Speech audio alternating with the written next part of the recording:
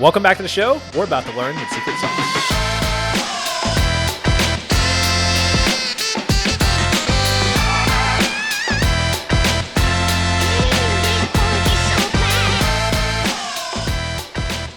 So, Steve, welcome to Emeryville. Thank you. Good to be out here. Yeah. Do you make it across the bridge often? You know, not a ton, but I always have fun when I do. So I should be here more. Yeah. Excellent. I'm Yeah. over in San Francisco, so it's not that far. Yeah. It's funny because there's I don't know how funny this is, but a lot of people made the jump to downtown Oakland. Yeah. So many people I've been hanging out with in San Francisco now I hang out with here in Oakland, which is pretty nice. Yeah, I'm getting invited to more and more things out here, so I feel that move happening. So okay, well, I mean, I'll tell you what spots are good. Okay. Just to the west of here, Temescal, Rockridge, excellent neighborhood. So, okay. You know, get the Redfin and Zillow going. Okay, cool. But yeah, hey, I was not trying to sell you in Oakland. I wanted to actually talk about your trajectory into Mux, being a co-founder. You have a very unique upbringing in the web, in the internet. So I don't know if it's unique. I don't know if you. I think I'm just old. Yeah, maybe. Yeah. Maybe that. I your words, not mine. Yeah. But yeah, do you want to tell us how you got started with all this? Yeah. Well, if you go back far enough, so I really got started on the web really early on. 1994, I built my first website, which was I was early high school. I was freshman in high school at the time, so that dates me a little bit there. But I was taking like this random Out the door in '94. Was that the? I don't know, what is it? I had a friend who was like 10 years older than me, and he used to say that all the time because I graduated 2004. Oh, okay. So Gotcha. we were out the door in '04. Gotcha. No, I was 99 at the end of the day. So, Oh, yeah, that's right. You yeah, said so. We're gonna freshman party year. like it's 99. Okay. So yeah. Excellent. R.I.P. Prince. Yeah. I'm sorry, continue. Sorry to completely derailed the conversation. All good. Yeah. So I mean, back then, like, there was early internet. There was no Amazon. There was no YouTube. There was no Google in '94, right? And everything was open source, right? Yeah. Because like it was just HTML. There was no JavaScript minification. There was like no obscuring HTML or even complex frameworks for building everything. It was just like simple HTML at the end of the day. And like half the sites were using frames, which don't exist anymore. Yes. But that was amazing because you could go to any website and view source and like figure out exactly how they created it. Like Yes. I remember going to wiredmagazine.com, right? And viewing source and understanding how they were laying out the page and kind of learning. And so that was an amazing time in the web because there's just a lot of creativity happening, a lot of like interesting things, like limitations, like, load speeds, right? Like images were not like, you had this whole thing like low source and full source, which you kind of have this today, but like low source images, like you load the like bad version of the image first and then the better quality one over top of that. And people would do really interesting techniques like load the refrigerator door on top of an open refrigerator with that. Anyway, it's a fun time in internet history. And, so I got into the web early, and then of course, if you're in the web early, then you get into Flash. If you're trying to do anything, multimedia things on that front. Before Flash, there was like QuickTime and Windows Media, and that was like the early stage of video. But Flash is the one that really kind of took over and became that one multimedia plugin that every browser supported, right? And so, fast forward a little bit, then I'm in college working at the school website, and we wanted to post videos online about store users, student case studies and things like that. And of course, I had completely over-architected the problem, because it was early in engineering, and built basically an entire YouTube for the university just to post videos online. And this is before YouTube existed. This is probably like 2004. Okay, yeah. But so in that, like, I got well versed in video technology in general, which then kind of kicked off my whole interest in video because it's this whole interesting niche of technology that has all this complexity and touches like every part of the internet, and it's hard because it's this huge, heavy format, right? Especially in 2004. Yeah. I remember we had this like old iMac in our office that I wanted to create like multiple versions of the video so the player could choose between them. And I would hit go on the encoder on this old iMac and just let it run overnight because like that's how long it took to encode videos. And so like I'd come back the next morning and all the videos were finally ready to like use, but that was the world back then. And so learned how to create like buttons and things like that in video players and the math that goes into like the UI components. So then, yeah, kind of figuring out where to go. Then had like after college had a development shop where we built Ruby on Rails applications, and like Ruby on Rails was this like super exciting ecosystem at the 2008 timeframe, which is like really exciting things happening in the Ruby on Rails world. What attracted you to Ruby on Rails after coming up through the basic JavaScript HTML world?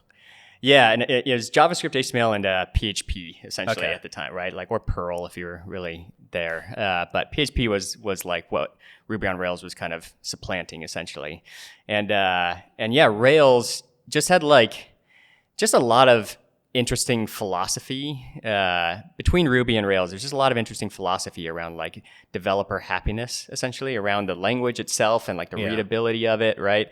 And then on Rails, like just the ability to move fast and the convention over configuration and some of these philosophies that were built into it that just made like development more fun than kind of like fighting with the language or fighting with the platforms. And so, yeah, there's just a lot of energy in the Rails community then. And so, and it was just fun to build applications. Everybody was like, this was also at a time on the internet where like web applications were kind of a new thing to just like build your own web app and like put it out in the world.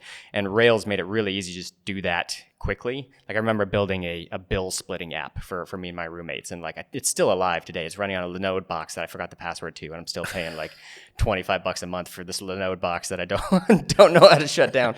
So if you need to split bills, amazing. What's that called?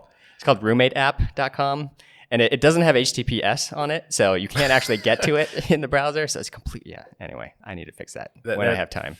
Yeah. That is wild. Also, anybody listening to Linode, sponsor this podcast, but also help out my man Steve here. Yeah.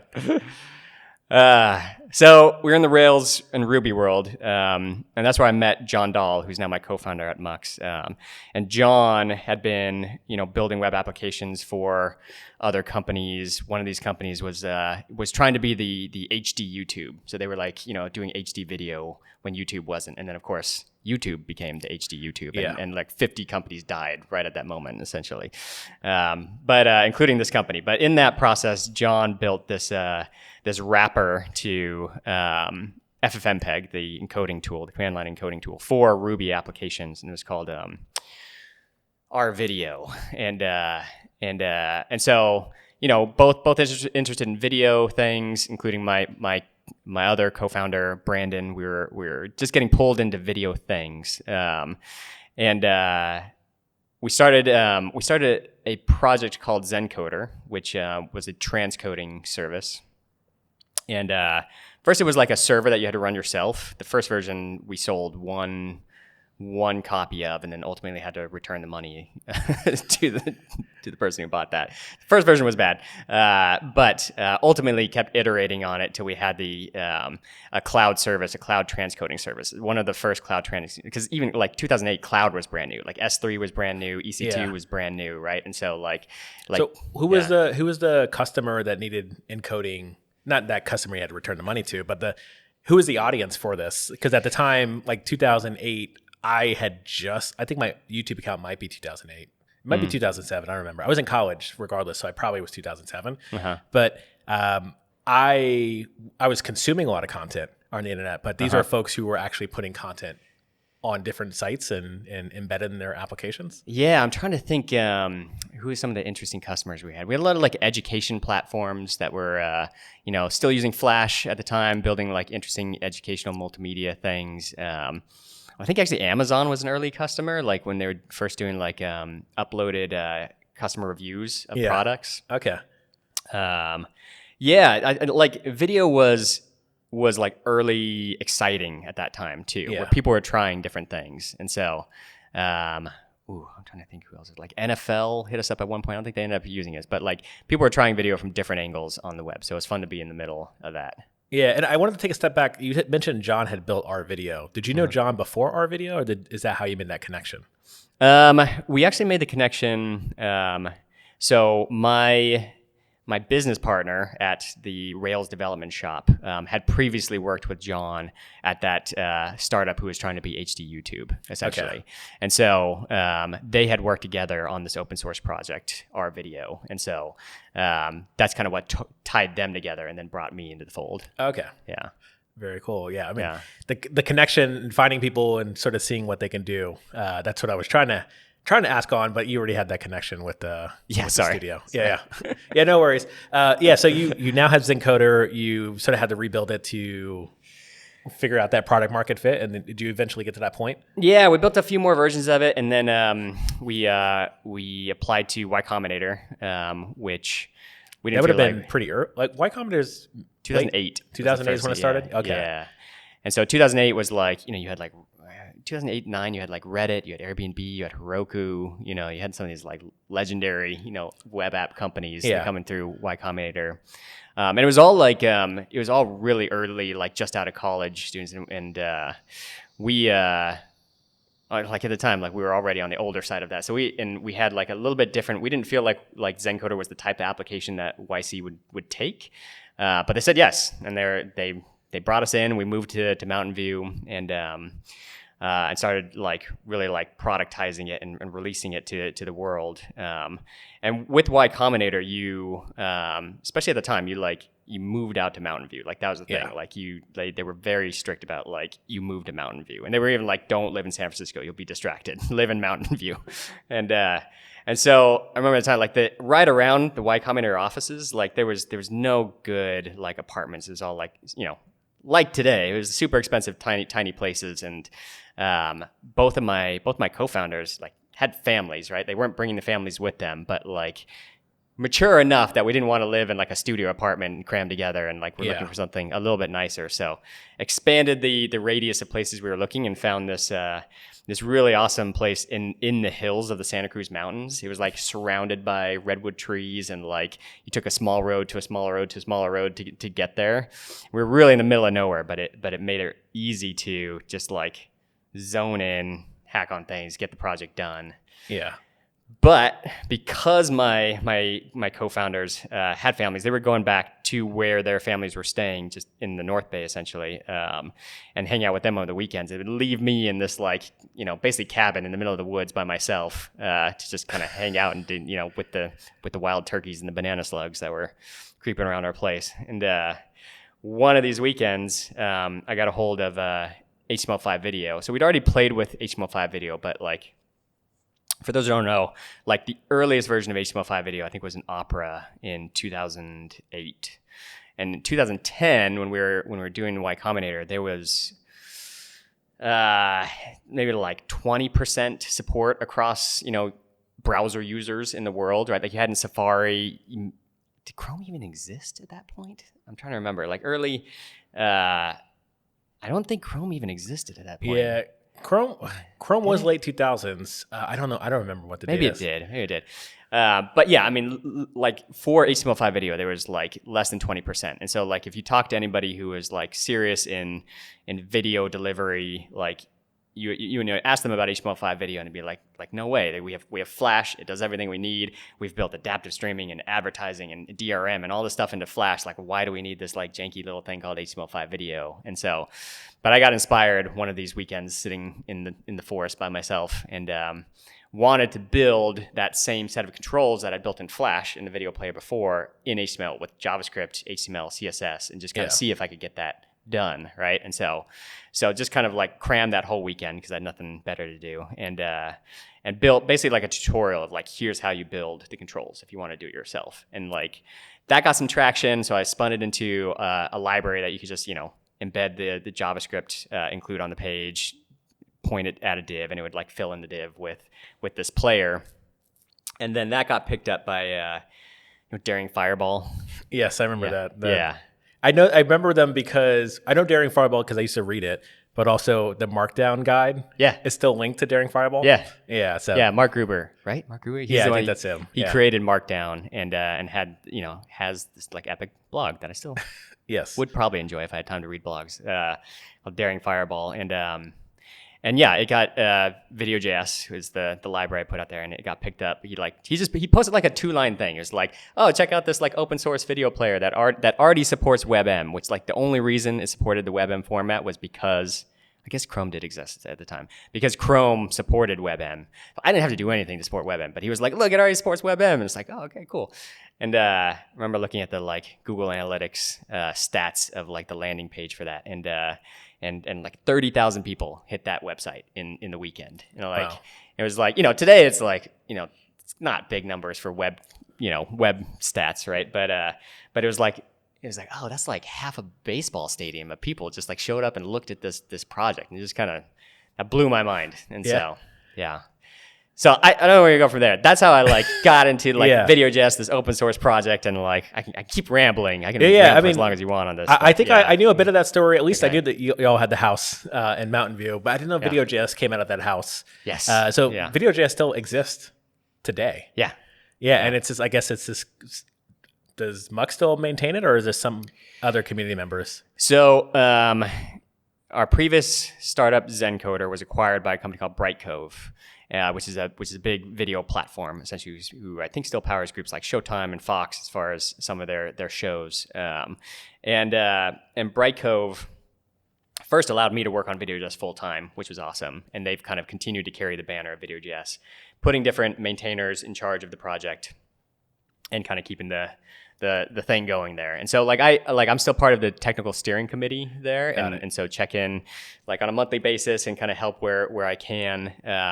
But it's been a long time since I've actually written a line of code for the project, unfortunately. So okay, cool. I mean, it's still awesome to see the project still alive and like chugging along and getting embedded in random other projects, and that there's still some backing from Brightcove as well. So I did want to talk about Mux and its sort of inception and how you sort of went from Encoder. So Encoder got sold. Yep. And then y'all decided to have another at bat. Yeah. At the end of the day, we as founders are just kind of like feel passion around this idea of developer tools for video. Just kind of feel like there has not been a really good solutions for developer experience around building video applications. And like I said, video is this, it's a sneaky hard thing where it's like, you think about, I think a lot of developers think video is going to work like an image, in that it's like, oh, I upload an MP4 file to a website to S3 or something like that. I play that in an HTML tag and I'm done, right? And video just kind of works just like an image, right? But because of the complexity of video, because of like what makes the complexity, so it's like video is really like a big format to begin with, right? And so you hit scale issues and just like network issues very quickly. And then you hit device compatibility issues very quickly. And so like between these things, you can get video to work like simply, but then like if you're trying to do anything in production, you start to hit these issues with your users, with your networks and things like that. And so like we just like see like have a passion for video technology and developer experience, and those things come together in the products that we've been excited to build. And so we decided in 2015 to kind of jump out again and give it another shot. And whereas with Zencoder we were targeting one very specific problem, which was just converting video from one format to another and doing that at large scale. With Mux, we knew we really wanted to take on like the whole ecosystem of tooling around video for developers, essentially. So so we started with analytics, actually, which is a weird place to start, except that as we talked to people that we knew in the industry, like so my co-founder Matt McClure, he started the San Francisco Video Technology Meetup in 2013 or 14, and that's been like incredible. Like, is that still going on? Still going on. It has not missed a month since 2013. Okay. Yeah. And a conference has been built out of it called Demuxed, and that's been going for 6 years or something like that. Members of this community. Now there's meetups actually all over the world. Like there's probably like 12 different meetups like all over the world that like kind of followed this pattern essentially, and now have this big video technology community. It's been amazing to see. But yeah, so where was I going with that? Oh, analytics, yeah. So at at the San Francisco Video Technology Meetup, we got to interact with engineers from YouTube and Netflix and groups like that like were really on the advanced end of the spectrum of video technology. Really, those two companies specifically, like, were heads and tails above anybody else doing video, and to see the like insight that they had at the time around what was happening in their video players around the world, and be able to like make a change and understand the impact on watch time, like how much are users watching based on this, like, whatever stupid like color change or something I'm making in the player, right? Like, this is like data driven in other forms, but like had never really seen it applied to video before. And so we knew we wanted that. We talked to people, they wanted that, and we knew that would be like an opportunity for us to then like build smarter tooling on top of like really powerful data. It's interesting that you got insight to what Netflix and was it YouTube, the other company, were doing. And it's so common to see these large companies like solve a problem in their own unique way. But then it's like they solved it. Everyone else has to figure it out. So you do see a lot of projects, and normally it's like usually folks internally will take the project outside. It's like, I worked at GitHub, I saw stuff internally. Now I'm building a product outside of GitHub. So like, did you have anybody from YouTube or Netflix come along for the ride to help build this? We actually had really amazing engineer called Matt Ward, who eventually joined the Mux team early on. Another engineer, Nick Chadwick, who had previously worked on Twitch and who had worked on us with Zencoder, and a few other engineers. I'm definitely going to miss some people, but like, bringing a lot of that like knowledge of kind of how the bigger systems have worked, so you can make smarter decisions from the beginning. And honestly, like, the coolest part that I saw, I think, was these engineers, like, whether or not they were joining us to build these things, it was like stepping up in a meetup capacity and like being willing to like speak about like, these are the things we're doing internally, right? And like, whoever allowed them on their company side to do that, whether or not they got permission or not, it was such an incredible like sharing of knowledge, sharing of pain around like the challenges that we were all facing around video technology, even before getting into the open source side of things, just like talking about what we're all working on and having a forum to do that, I think was great. Because I think like, engineers in YouTube, I think, could talk to engineers at Netflix and realize, oh, we're solving the same problem. Can we do it in the same way? So there's a trend happening right now where more and more startups are starting with open source first. If you check out any of the batches of YC, you'll see more and more open source companies now submitting applications to YC and getting in. Now, this is a good trend because the scale and velocity of what you can do and grow through open source is off the charts. Now, at OpenSauce, we are invigorated by providing actionable insights. Insights.opensauce.pizza. It's a platform to get intelligence on your open source projects. So if you're a company and you're up and coming through either YC, or you're a Series A company who's looking to get their next round of funding and grow community, we have the platform for you. If you're interested in growing your project and growing your open source community, definitely check it out and let us know what you think. Excellent. So Mux got off the ground. Y'all went back to YC for this idea, or did you work on it before? We worked on it for like a couple months, for like a month before we went back to YC. We like the timing hit in that like we either had to like apply and get in essentially right away or wait like another 6 months. Yeah. And so we decided we would apply just to try it out. And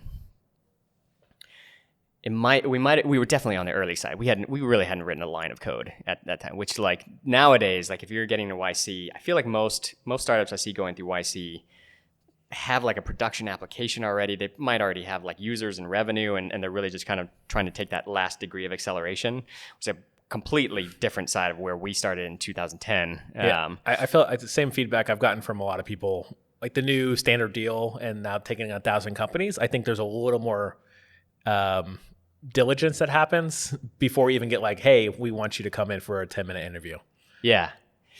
And I think some of their core like decision making, like they're still like judging people on the same things. Essentially, they're still looking for smart hackers who have a good idea. But it's getting, I think, because the demand has increased, they've been able to like, I guess like be a little more choosier. Yeah, exactly. And so, yeah.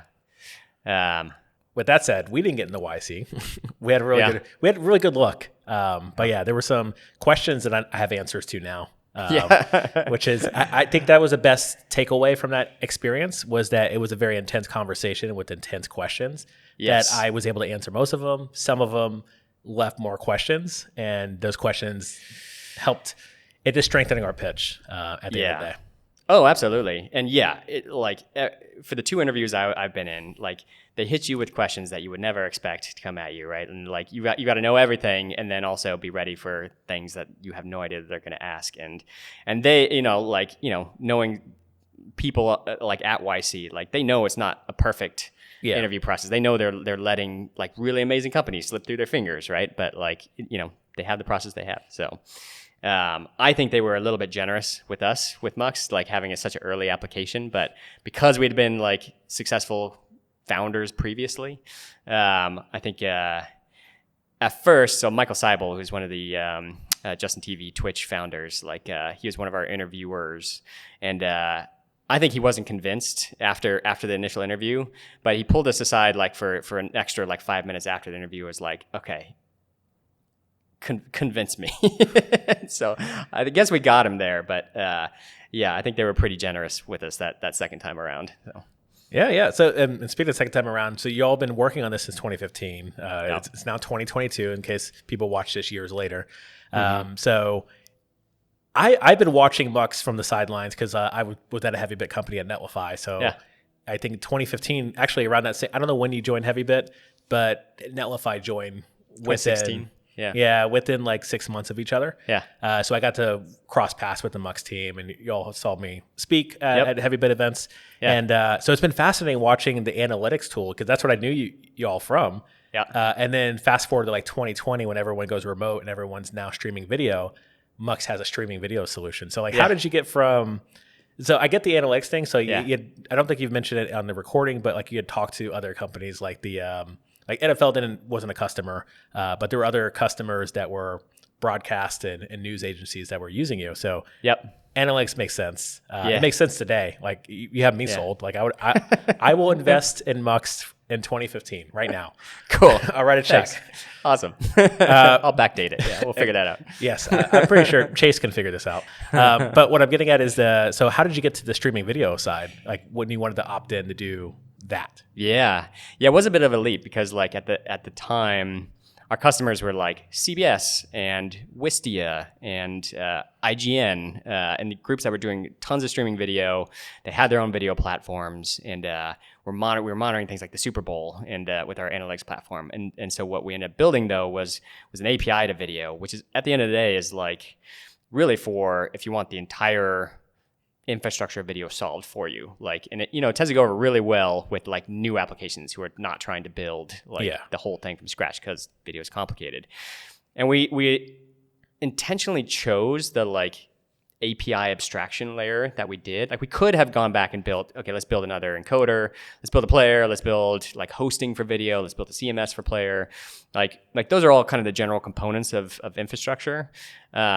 We intentionally decided to kind of raise the abstraction layer from where we were with Zencoder, which just like converting videos to a layer where you send Mux, the Mux video API, you send Mux just a video, and we do all of the decisioning around like how should this video be converted, and then handle the CDN, the like delivery side of things too, the manifest, the dynamic manifest that gets created, all of that, like the whole process.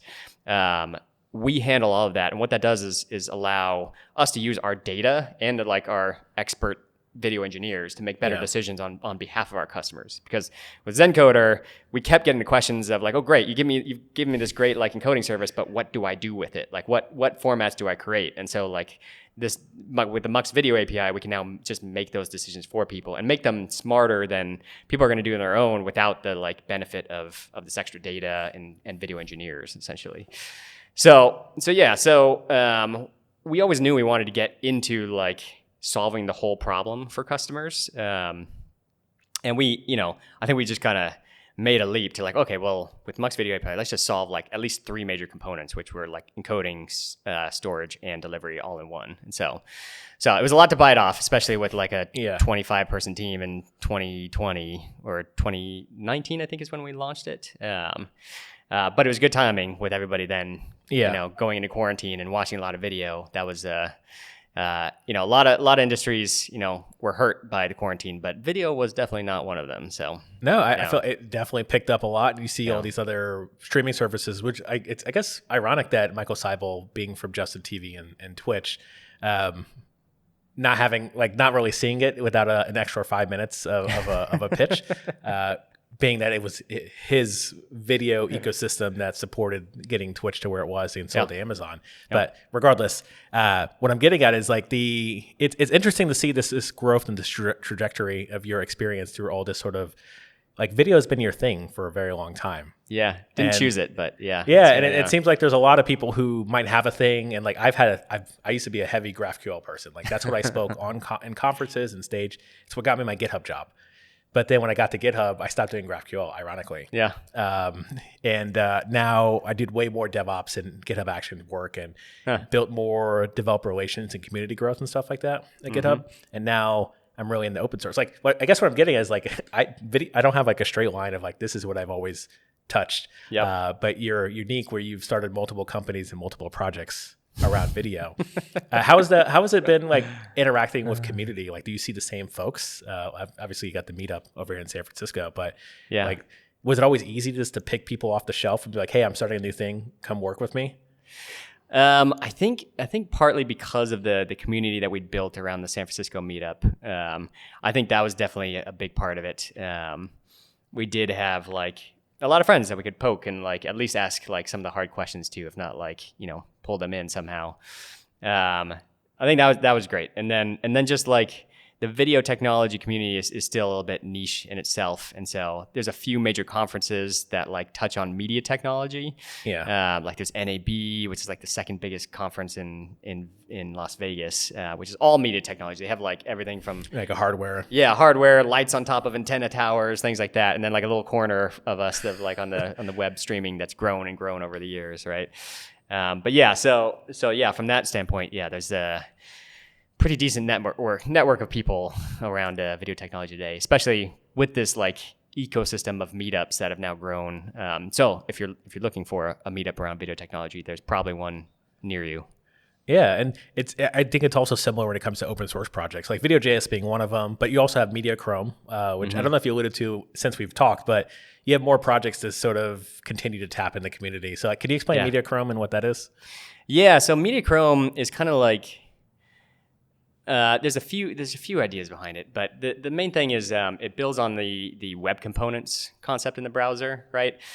Which not everybody's excited about web components, but I'm really excited about web components. And part of that comes from when I was building Video.js in 2010, I just wanted to build something that felt native to, I wanted to build a play button that felt native to the browser, right? Yeah. And the only way to do it at the time was by like hacking around a div tag and like, adding in everything you need for accessibility and like in click handlers and everything like that around like the simple div tag to like, and then like load this heavy like JavaScript to like load on top of this div tag. And it was like, you got it to work. It made it work in HTML and CSS, which was awesome. But like you still had to create this like proprietary framework of like, oh, if you're going to use my play button, it works like this, right? Yeah. Whereas like I look at web components and like now I can build that play button and other UI controls that are actually just like feel native to the browser itself. And that's ultimately what I really wanted out of like this set of player controls. And then you take that one layer higher and you can build like a full video player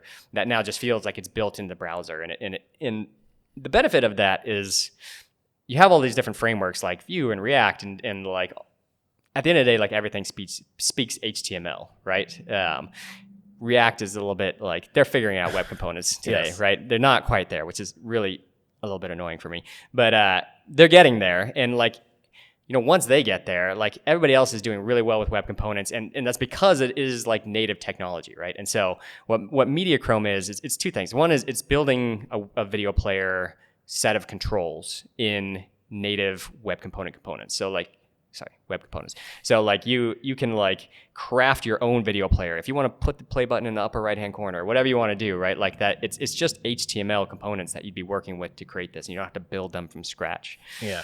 And then the other thing it does is it separates it's really just the UI of the player versus the streaming engine that lives underneath the player, essentially. So you have all these great projects like HLS.js and Shaka and Dash.js that are supporting the adaptive streaming technologies, the more complex ways that we do video on the web. And MediaChrome just kind of sits on top of those projects as the UI layer that like then pairs nicely with those projects. And so, I'm excited about web components in general. I'm excited about MediaChrome as this is kind of like unlocking of more open source around video itself, because video does tend to like feel like this like scary black box that you haven't touched it, like you don't know what to do with it. But if we can build these components in ways that just feel like the web, then I think it will like unlock more open source around video. Yeah, for sure. And like I've definitely been sort of scared of video and some projects I've made. I built, when the hype of the NFT market, I built a dashboard to like consume NFTs and display them. And like I specifically did not display videos because I'm like, oh, these don't act right. Like they're not interacting the way I think. Yes. And I'm the developer that's like, oh, it's just an image tag. What's our video tag or something simple like that. And there was a lot of nuance, and I was also building in React as well. So there's a lot of edge cases, and I was trying to keep it like a very minimal site because NFTs are huge. And had to basically figure out a casting solution. So anyway, it was a complicated project that I created some content around, and I haven't updated since. Well, thank you for reinforcing my point around video. Yeah, for sure. And then I did want to mention, I talked to Dylan weeks ago, and he had mentioned that they had hired someone on the team at a MediaChrome that was a contributor there. Maybe I might be misspoken, but if it was MediaChrome or not, but there was, I guess, some validation in leveraging open source and tapping in the community, even so. Yeah, we haven't hired somebody out of MediaChrome yet, actually. Sorry, I don't think maybe it was a different project. Yeah, but it was a different project. Yeah, but honestly, we hired. Dave Kiss was a contributor to, I believe, to Video.js first, actually, and then has been doing some things on the MediaChrome side of things. But absolutely, we actually have a pseudo philosophy at Mux that I don't think actually everybody at Mux understands that we have. But like we aim for basically anything we're building on the client side to be open source. Like server-side technology, we close source it, we productize it and everything, but like things that we're doing on the client side, our SDKs, our video players, things like that, even our UI frameworks, like we if there's value to it, we aim towards making that open source, just because of just the immense value you get from like putting it out there, both on like your own users being able to contribute back, but just like putting things out to the community that might benefit somebody else who's trying to do the same thing. So yeah, I love that. Did you say it was a philosophy? I get, philosophy, rule. No, it's not a rule. I don't know. Yeah. Well, anyway, I second that. I think that's a really good strategy to definitely get stuff out there. And you get so much feedback, even when it comes to like customers trying to use your tool for their solution. They have like examples. And I was trying to rebuild Twitch from my own use case to embed into my website. Nice. Because I was live streaming on Twitch, but I was like, I don't really need all the Twitch stuff. I just want to live stream. So that's a use case that anybody's interested, you could do with Mux and the Mux examples. Yeah, exactly. Yeah. Cool. Well, I'm going to wind down. Cool. Appreciate you from coming over here, talking about some origin stories of video on the web and how you're associated with it. So happy to ramble. Truly a pioneer, for sure. And folks, make sure you like and subscribe and keep spreading I was going to say spread the jam. Stay saucy.